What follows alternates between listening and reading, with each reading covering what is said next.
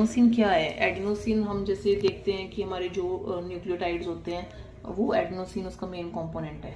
Adenosine is a endogenous nucleotide जो कि vascular smooth muscle को रिलैक्स करता है और एवी नोड की कंडक्शन को स्लो करता है।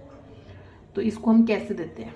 इसका एक मैकेनिज्म है। इसको हम यूजुअली जितनी भी ड्रग्स हैं हम वो स्लोली देते हैं, ओवर 10 मिनट्स 5 मिनट्स या सलाइन में डाल के देते हैं।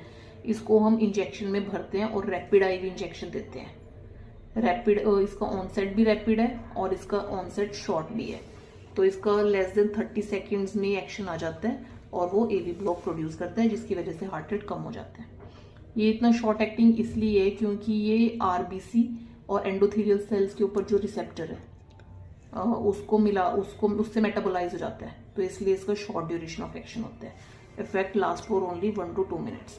इसका डोजिंग रेजिम क्या है? इसको हम पेरिफेरल वेन से ही देते हैं। 6 mg देंगे रैपिड इंजेक्शन देंगे, उसके बाद हम 10 ml सलाइन से फ्लश कर देते हैं। अगर रिस्पॉन्स इनएडिक्वेट है 2 मिनट तक तो हम इसकी डबल डोज देंगे 12 mg और हम इसको मैक्सिमम 3 टाइम रिपीट कर सकते हैं। एक बार और अगर इनएडिक्वेट इफेक्ट है तो 12 mg डोज दे सकते हैं।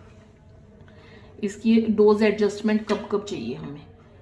अगर पेशेंट को ये ड्रग वैसे हमने पढ़ा है कि पेरिफेरल वेन से देते हैं, अगर हम इसको सुपीरियर वेना कावा से दे रहे हैं तो हम इसकी हाफ डोज देंगे 3 mg।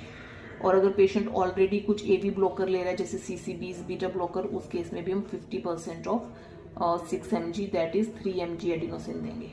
कॉन्ट्रा इंडिकेशन क्या है? अस्थमा के पेशेंट में ये ब्रोंको कंस्ट्रिक्शन करा देता है तो हमने नहीं देना। अगर पेशेंट को ऑलरेडी 2nd या 3rd डिग्री एवी ब्लॉक है तो हमने नहीं देना है। 6 साइनस सिंड्रोम में भी नहीं देंगे। एडवर्स इफेक्ट के एडिनोसिन के it can cause bradycardia, AV block, facial flushing and dyspnoea करा सकता है बिकॉज ऑफ ब्रोंको कंस्ट्रिक्शन।